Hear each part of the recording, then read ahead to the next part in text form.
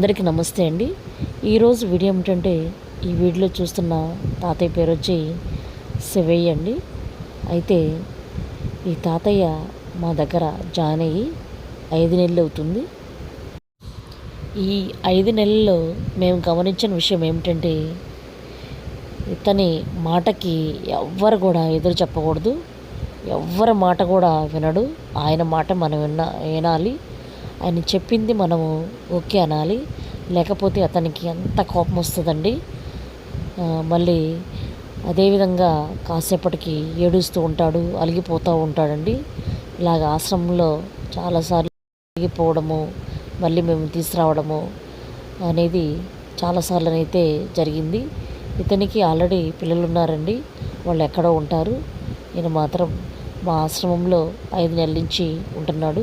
అయితే ఈరోజు ఈ తాతయ్య కూడా క్రాప్ చేయించడానికి ఇలాగా బయటికి తీసుకొని వచ్చానండి. అయితే ఈ తాతయ్య నేను తిరుపతి వెళ్ళాలమ్మా, అక్కడ గుండు చేయించుకుంటాను అన్నాడు. కానీ అతను వెళ్ళలేని కండిషన్ కదా, దాని గురించి కూడా ఇందాక మాట్లాడాడు కాసేపు. అయితే భరించడం కూడా చాలా కష్టం అండి. మేము ఈ తాతయ్యతో చాలా అడ్జస్ట్ అయి ఉంటాము.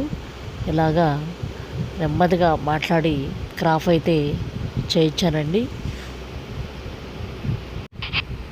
కోపం వస్తే ఆశ్రమంలో వాళ్ళందరికీ కూడా ఇబ్బంది కలిగిస్తాడండి. ఎవరి మాట వినడు, ఆలకించడు కూడా. తాతయ్య మాట మనం వినాలి, కానీ మన మాట అనేది ఆలకించడండి.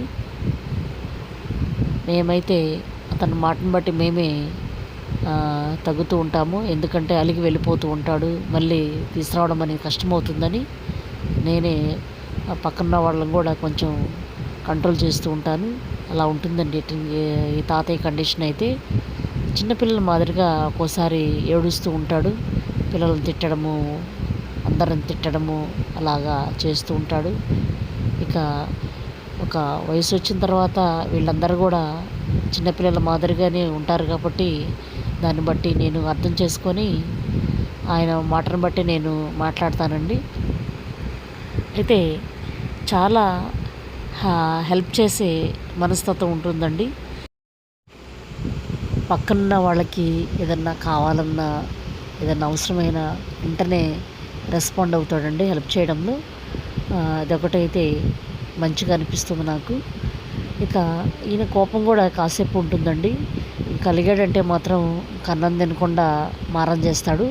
అందుకనేది అలా చేయడం వల్ల మళ్ళీ వాళ్ళకి బీపీ డౌన్ అవ్వడము అలాంటివి అవుతూ ఉంటాయి. కాబట్టి ఇవన్నీ కూడా ఎందుకని నేనే తాతయ్య మాటలను బట్టి ప్రవర్తిస్తామండి. ఈ చిన్ని వీడియో ఎలా అనిపించింది అనేది కామెంట్ చేయండి. నా వీడియో నచ్చినట్లయితే ప్లీజ్ సబ్స్క్రైబ్ చేయండి, లైక్ చేయండి.